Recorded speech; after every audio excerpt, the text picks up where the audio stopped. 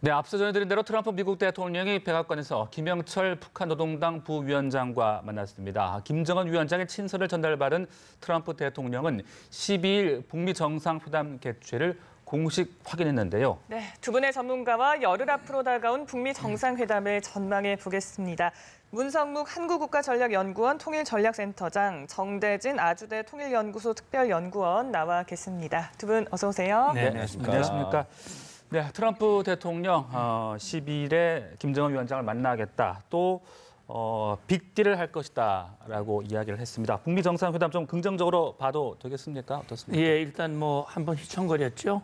원래 6월 12일 날 하기로 트럼프 대통령이 공식 트윗을 통해서 발표를 했다가 중간에 한번 취소한다라는 그런 발표가 나오면서 과연 제대로 성사가 되겠느냐. 그랬지만 일단 북한이 입장을 좀 완화하면서 대화가 다시 진행이 됐고, 이제 김영철 통전부장 겸 노동당 부위원장이 워싱턴을 찾아서 직접 김정은 위원장의 친서를 전달했다고 하는 점, 이것을 계기로 해서 다시 한번 트럼프 대통령이 6월 12일 공식 회담 개최를 이제 다시 한번 언급을 했단 말이죠. 네.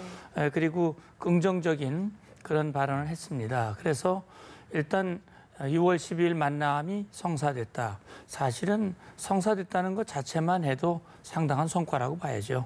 작년에 전쟁 직전까지 이 일촉즉발의 위기까지 갔던 이 관계가 일단 대화의 모드로 전환됐다는 자체가 참 의미가 있고, 회담이 열린다는 것은 정말 역사적인 사실인데, 이거는 여기서 말하는 확실한 성과, 우리가 원하는 성과, 다시 말하면 미국 지금 매트스 장관이 방금 얘기했지만 CVID 방식의 완전한 비핵화, 그것도 짧은 시간 내에 확실한 비핵화를 이루면 북한이 원하는 체제 안전 보장과 경제 지원이 이루어질 수 있다라고 하니 큰 틀에서의 입장이 확실하게 정해졌고, 그것이 합의문에 담겨지느냐 여부는 아직은 장담하기는 어려울 것 같습니다. 네, 아직 정상회담까지도 저희가 좀 상황을 지켜봐야 할 것 같은데, 그런데 이번에 친서 내용이 공개가 되지 않았습니다. 네. 향후에 좀 공개될 가능성도 제기가 되는데, 혹시 이번에 공개되지 않은 특별한 이유가 있을까요?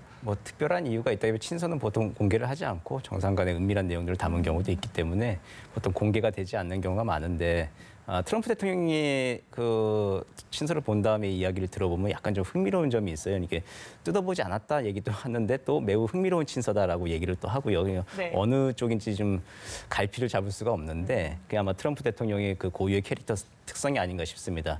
지난 5월 20일 날 우리 문재인 대통령과 정상회담을 할 때도 문재인 대통령이 한국어로 얘기를 한 다음에 통역 들을 필요 없다. 좋은 말이라고 나는 확신한다라고 해서 이제 그냥 통역 패싱 논란이 잠깐 일었거든요. 아마 그런 그런 맥락에서 아마 트럼프 대통령 개인의 좀 성격이 좀 많이 반영된 오늘은 이렇게 멘트가 좀 나온 거 아닌가 싶습니다. 친서 관련된 내용을 좀 미리 알고 있다 이렇게 볼 수도 있을까요? 그럴 가능성도 있겠죠. 네. 본인이 그 형식으로 얘기를 했지만 김영철에게 친서를 받으면서 지금 뜯어볼까? 아니, 나중에 보셔도 됩니다. 그래서 안 뜯어봤다는 얘기 아니에요. 근데 안 뜯어봤는데 어떻게 흥미로운 편지라고 하는 걸 알 수 있겠는가 하는 부분인데, 그렇다면 김영철을 통해서 또는 폼페이오 장관을 통해서 대략 그 친서에 어떤 것들이 담겨져 있다라고 하는 것을 들었을 가능성이 있는데, 저는 친서가 공개될 수도 있다라고 트럼프 대통령이 말은 했지만, 결국 그 친서는 지난번 트럼프 대통령이 24일 날 발표한 공개 서한에 대한 답신이라고 봅니다. 그러니까 자기는 트럼프 대통령의 그동안 노력에 대해서 감사하고 트럼프 대통령의 그 방식에 관심이 있고, 또 6월 12일 회담이 반드시 열려서 정말 합의가 이루어지기를 원한다. 아마 그런 내용, 원론적인 내용이 담겨질 가능성이 많고, 거기에 미국이 관심을 가지고 있는 우리가 CVID 방식을 이제 수용하겠다. 아마 그런 내용이 들어가 있지는 않을 거예요. 원론적인 완전한 비핵화. 그러면 우리는 비핵화라고 하는 용어를 쓰고 있으니까 북한도 우리 대한민국과 미국이 생각하는 그 CVID EID 방식의 비핵화의 의지가 있구나 이렇게 생각할 수 있지만 상당히 다르거든요. 그렇기 때문에 폼페이오 장관도 김영철과 만나서 상당히 진전이 있었던 건 사실이지만 앞으로 해야 할 일들이 많고 거기에는 김정은 위원장의 결단이 필요하다라고 말한 것도 사실 그걸 반증해 주는 내용이라고 볼 수 있습니다. 네, 폼페이오 국무장관 잠깐 언급을 하셨습니다만은 트럼프 대통령이 또 폼페이오 장관 역할을 상당히 또 지켜세우고 있지 않습니까? 네, 네. 비핵화라든지 뭐 경제적 지원, 체제 안전 보장 좀 밑그림이 그려져 가고 있다라고 볼 수 있을까요? 큰 틀에서는 아마 밑그림이 그려져 있겠죠. 이미 폼페이오 장관이 2차례나 방북을 했고 김정은 위원장을 2번이나 만났단 말입니다. 그리고 그 과정에서 아마 큰 틀의 이야기들은 오고 갔을 것으로 생각이 되고 네. 이미 북미 간에 상당한 이해가 있을 겁니다. 근데 이쯤에서 한번 짚어볼 문제가 합의를 우리가 생각을 할 때 합의의 일괄 타결이라고 하는 거하고 합의의 일괄 이행이라고 하는 건 좀 한번 구별해서 한번 생각해 볼 필요가 있을 것 같아요. 합의를 일괄 타결한다고 하는 건 6월 12일 날 일괄적으로 우리가 앞으로 어떻게 하겠다고 하는 내용을 그날 다 같이 패키지로 타결을 할 수도 있겠죠. 근데 이제 그 이행이라고 하는 것은 북한은 비핵화 단계를 뭐 5단계, 10단계로 나누어서 쪼개서 하면서 중간중간 이제 계속 자신들에게 유리한 방향으로 끌고 나가길 원할 거고 미국은 한 2단계, 3단계로 압축해서 신속하게 비핵화를 하고 싶어 하는 것일 거고. 네. 그래서 이행의 과정은 또 다른 문제이거든요. 이제 그것을 예전에 트럼프 대통령 일괄 이행이라고 해서 한 번에 그냥 다 하자. 그리고 한 번에 다 경제 지원 해주겠다. 이제 그런 얘기들의 패키지들이 오고 갔었는데 그 일괄 타결을 하기 위해서 지금 미국도 약간 현실을 좀 트럼프 대통령도 현실을 좀 알아가고 있는 것 같습니다. 이게 핵 비핵화, 핵폐기라고 하는 게 순간에 이루어지는 게 아니다. 2단계, 3단계로 갈 수 있다. 이제 단계적 비핵화도 내가 고려하겠다라고 하는 언급을 좀 하지 않았습니까? 트럼프 대통령도 그런 차원에서 단계적 좀 신속하지만 단계적 이행을 하면서 신속한 비핵화와 체제 보장 지원이 이루어지는 그런 일괄 네. 타결로 큰 그림에 대해서 합의는 있을 거라 생각이 됩니다. 네, 트럼프 대통령도 현실을 좀 잘 알고 있을 것이다라고 짚어주셨는데 그래서인지 이번 만남에서 6.12 정상회담을 언급하면서 과정이라는 그 프로세스라는 용어를 10차례나 사용하기도 했잖아요. 그래서 향후 뭐 2차, 3차 회담에 대한 가능성을 열어놓기도 한 것 같습니다. 예, 그 관계가 이제 형성되고 있다, 만들어가고 있다라는 표현을 이제 썼거든요, 명시적으로. 우리가 거래와 관계라고 하는 두 가지 측면 키워드를 놓고 봤을 때 북미 간에는 지금까지는 이렇게 짧은 거래들만 있었죠. 별로 좋지 않은 거래들, 성사되지 않은 거래들이 많이 있었는데 그 거래들이 쌓여서 이제 관계가 형성이 되는 것이 신뢰 관계가 없고 적대적 관계가 있었죠. 트럼프 대통령도 얘기했지만 아주 오랜 적대 관계, 수십 년간의 적대 관계를 이제 청산하기 위해서 관계가 지금 만들어지고 있는 단계다라고 하거든요. 그 첫 거래. 그러니까 기존과는 다른 새로운 패러다임의 첫 거래가 6월 12일 북미 정상회담이 될 것으로 보입니다. 네, 말씀하신 대로 이 트럼프 대통령이 이제 시작이다, 과정이다 이런 말들을 좀 강조를 하는 것 같아요. 네, 그렇죠. 그러니까 뭐 지금 북미 간의 정상회담에서 예를 들어서 어떤 합의가 나온다. 말하자면 우리가 좀 기대치를 높여서 CVID와 CVIG, 다시 말하면 비핵화와 체제 보장이라고 하는 것이 큰 틀에서 합의가 되더라도 우리가 사실 이 비핵화, 이 체제 안전 보장의 출발 단계 또 종결 단계가 있고 그 과정에서 중간 단계가 있을 거란 말이죠. 트럼프 대통령의 언급은 이 전체 프로세스를 절차, 이 전체 비핵화와 체제 안전 보장의 출발점으로 보고 있는 것 같아요. 6.12는. 그렇다면 여기에서부터 결국 종결점이라고 하는 것은 북한의 핵 미사일, 북한의 핵 무장력이 완전히 폐기되는 CVID 방식으로 폐기가 되고 미국은 북한에 대해서 수교라든지 평화협정이라든지 제재 해제라든지 이런 것들이 완결되는 지점. 그러니까 이 전체적인 이 과정을 프로세스, 절차로 언급했을 가능성이 있고 만약에 이것이 아니라면 지금 상황에서 상당히 지금 결정적인 쟁점이 있어서 6월 12일 만남으로서는 합의가 안 될 수도 있다. 네. 어떤 소명도 안 할 것이다 그런 얘기를 했는데 네. 그렇다면 이 한 번만의 회담으로 단판이 되지 않으면 두 번째 만남, 세 번째 만남을 염두에 두고 말한 것인지 지금 현재로서는 트럼프 대통령의 표현만을 가지고는 그게 무엇인지를 정확히 알 수는 없는데 네. 어쨌든 우리가 바라는 거는 좋은 합의가 나오고 그것이 성실한 이행을 통해서 이번 기회에 빠른 기간 내에 완전한 비핵화와 정말 북한이 원하는 이 체제 안전, 미국과의 수교라든지 평화협정이라든지 이런 부분들이 함께 이루어졌으면 좋겠는데 이번에 김영철과 만나서 트럼프 대통령이 말한 내용을 보면 이전의 내용과 조금 다른 부분이 있어요. 뭐냐면 종전에 관한 논의를 얘기를 하고 있습니다. 그러니까 북한이 치종일관 요구해온 것이 미국과의 적대 관계 해소 또 적대 정책의 폐기 이런 걸 얘기를 했는데 이 적대 관계를 해소하는 첫 번째 조치가 종전선언이라고 하는 걸 봤을 때 미국은 그런 관심을 가지고 있다 얘기했고 대화가 진행되는 동안에는 추가 제재하지 않겠다 이런 얘기를 했어요. 그래서 이 제재가 해제되는 그런 순간이 오기를 바라고 그러나 비핵화가 되지 않으면 제재 해제는 없다라고 하는 점도 분명히 했거든요. 네. 아마 그 부분들이 김영철이 이제 한 열흘 남았는데 그동안 김정은 위원장에게 돌아가서 보고하고 이제 최종적인談判 준비를 해야 될 겁니다. 네. 자, 종전선언 또 언급을 하셨는데요. 네. 남북미 종전 가능성. 그렇다면 문재인 대통령이 싱가포르에 갈 가능성도 있다 이렇게 볼 수 있겠습니까? 예, 기대감이 어려 있는 그런 전망일 수도 있는데 네. 사실 정상이 움직이는 지금 열흘 앞두고 이제 참 뭐 불가능한 건 아닙니다만 상당히 네. 좀 짧은 시간이죠. 그리고 좀 북미가 정상이 만나고 있는 와중에 한국 대통령까지 가고 하는 상황이 그게 참 그림이 한 열흘 안에 준비하기는 참 네. 쉽진 않은 그림입니다.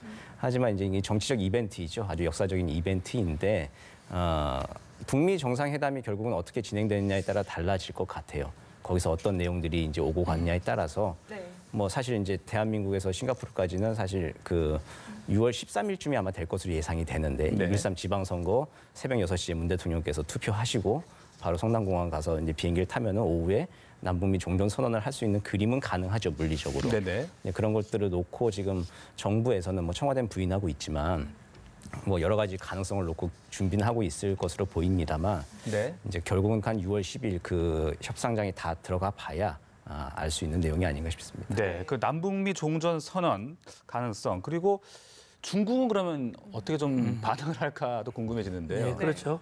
네, 저는 그렇게 생각합니다. 이게 이번 6월 12일 날 또는 13일 날 북미 또는 남북미 이렇게 해서 종전 선언하는 것은 현실적으로 매우 저는 어렵다고 봅니다.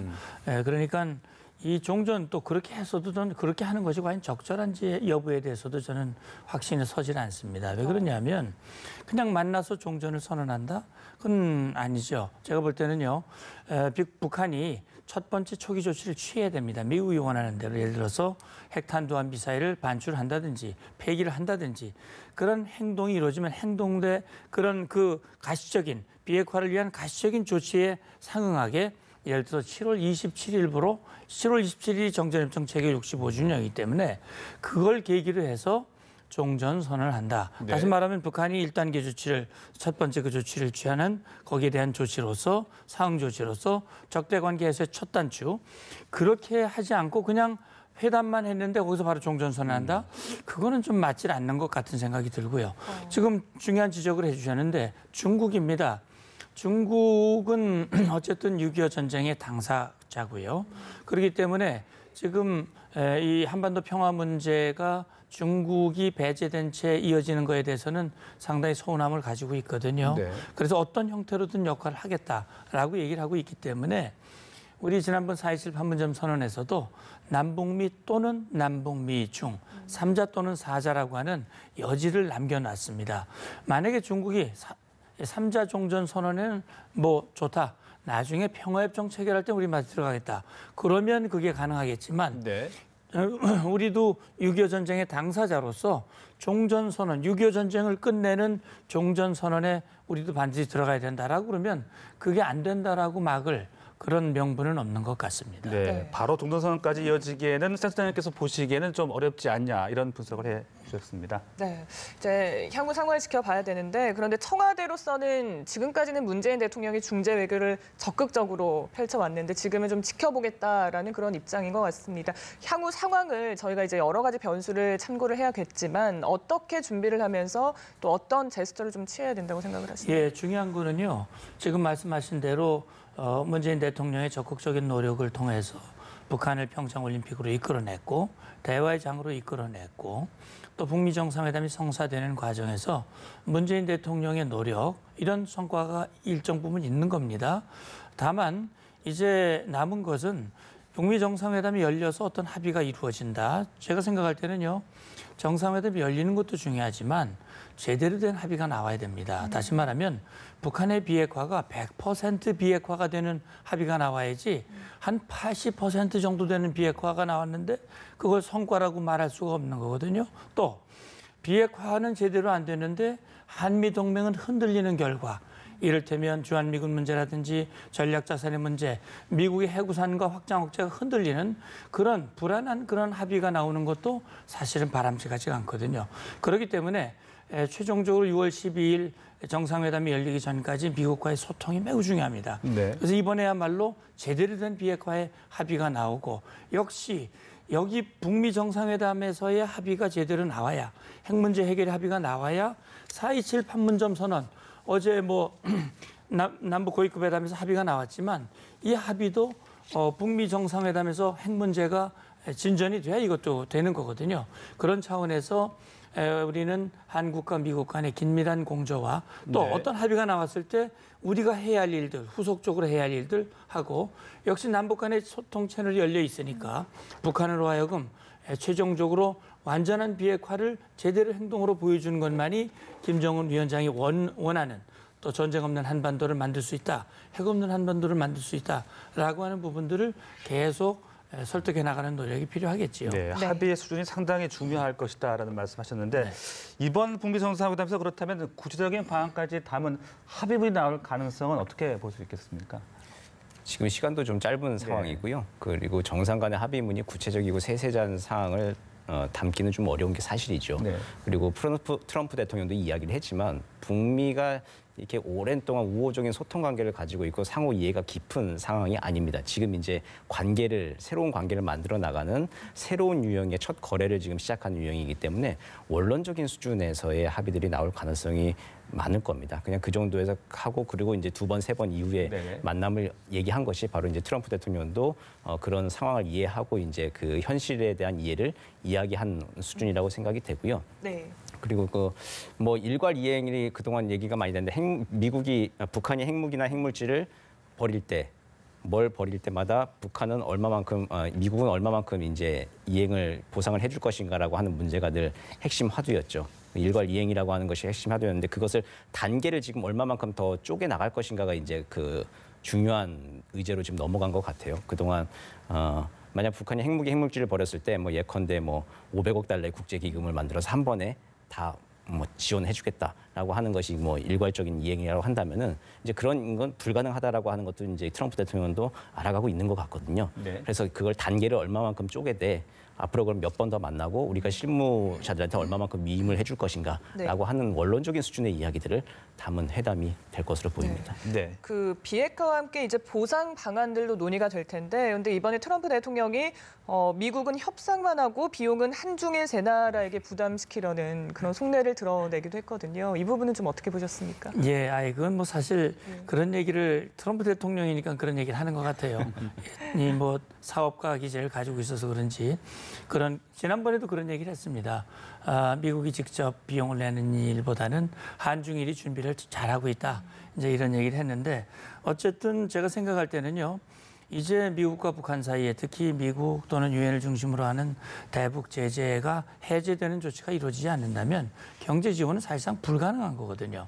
그래서 지금 볼 때는 김정은 위원장의 결단, 핵을 완전히 폐기하는 그런 결단을 해야만 이 북미 관계가 개선이 되고 미국이 북한에 대한 제재 해제 또는 테러 지원국 해제, 지정국 해제 이런 것들을 해주어야 사실은 이 한국도 그렇고 중국도 그렇고 일본도 북한에 대한 지원이 가능하고 국제사회에서도 특히 민간 기업 같은 경우는 결국 투자를 했을 때 이익이 있다고 하는 확신이 들면 투자를 하게 돼 있거든요. 폼페이오 장관은 미국의 민간 자본이 들어갈 수 있도록 하겠다 얘기를 했습니다. 그러니까 민간 자본이 들어가서 예를 들어서 뭐 맥도날드라든지 이런 자본들이 들어가서 북한이 잘 살 수 있도록 해주겠다라고 했는데 네. 역시 그런 결과를 얻도록 하는 것은 이번 정상회담에서 어떤 합의가 나오냐 하는 것인데 뭐 좋은 말씀을 해주셨는데 제가 볼 때는 정상이 만났기 때문에 합의문은 아마 나오리라고 생각이 됩니다. 이 합의문은 구체적인 것보다는 큰 틀에서 합의가 나오고 그 합의가 나오면 그걸 후속 이행할 수 있는 추가 회담 또는 이제 고위급 회담들이 이어지면서 그 구체적인 실천 방안들을 논의하게 되겠지요. 네. 이 김정은 위원장과 트럼프 대통령 처음 만나서 악수를 하는 장면 상당히 또 이제 명장면이 될 텐데 네. 북미 정상회담의 장소 어디로 좀 예상을 하고 계십니까? 예, 지금 뭐 여기저기 좋은 장소들이 계속 얘기가 네. 되고 있죠. 뭐 미국 대표단이 머물고 있는 숙소, 북한 대표단이 머물고 있는 숙소 등등을 뭐 어웨이 방식으로 교차 방문하면서 뭐 회담이 길어지면 그렇게 회담을 하지도 않겠냐 이런 얘기들이 많이 오고 가고 하는데 문제는 경호일 겁니다. 네. 어느 장소가 되든 간에 경호가 가장 잘 되는 곳이 선택이 될 것으로 보이는데 특히 김정은 위원장 입장에서는 자신네들의 동맹국이라고 하는 중국을 방문할 때도 베이징역 내렸을 때 검은 철막을 아주 높이 치지 않았습니까? 그 정도로 이제 경호에 굉장히 많이 신경을 쓰고 있고 그리고 네. 또 북한이 지금 비행기를 타고 정상에 가서 어웨이 외교 말하자면 이게 어웨이 경기를 치르는 게 상당히 이게 안 해본 경험이죠. 네. 이 경험 하에서 많이 지금 뭐 김창선 부장도 좀 고심을 하고 있을 것 네네. 같은데요. 경호가 완벽하게 제공되는 곳, 그것을 제 우선의 장소로 해서 결정이 되지 않을까 싶습니다. 네. 네, 회담이 이틀 이상으로 늘어날 수 있는 그런 가능성도 지금 나오고 있지 않습니까? 그렇죠. 그렇다면 그런 부분들도 이 장소, 숙소 부분에 좀 고려가 돼야 할 것 같은데요. 그럼요. 그러니까 말씀하신 대로 지금 북한으로서는 안전, 경호가 최우선이거든요. 그다음에 이제 편의성이겠지요. 그런 동선이라든지 이런 것들인데 아마 제가 생각할 때는 지금 뭐 여러 군데 샹그리라 호텔이라든지 카펠라 호텔 뭐 이런 호텔들이 고려가 되고 있고 또 이제 대통령궁도 얘기가 되고 있어요. 그래서 그 중에서 곳곳을 다 가보면서 아마 지금 말씀드린 제우선적으로 고려할 요소 말하자면 안전 경호에 어디가 가장 유리한가. 그리고 만약에 하루를 더 머물게 된다면 그 상황에서 가장 유리한 곳이 어딘가 하는 것들을 놓고 지금 최종적인 그런 조율을 지금 하고 있을 것으로 생각이 됩니다. 네, 알겠습니다. 열흘 앞으로 다가온 북미 정상회담을 두 분의 전문가와 전망해봤습니다. 문성국 한국국가전략연구원 통일전략센터장, 정대진 아주대 통일연구소 특별연구원과 말씀 나눴습니다. 고맙습니다. 고맙습니다. 감사합니다.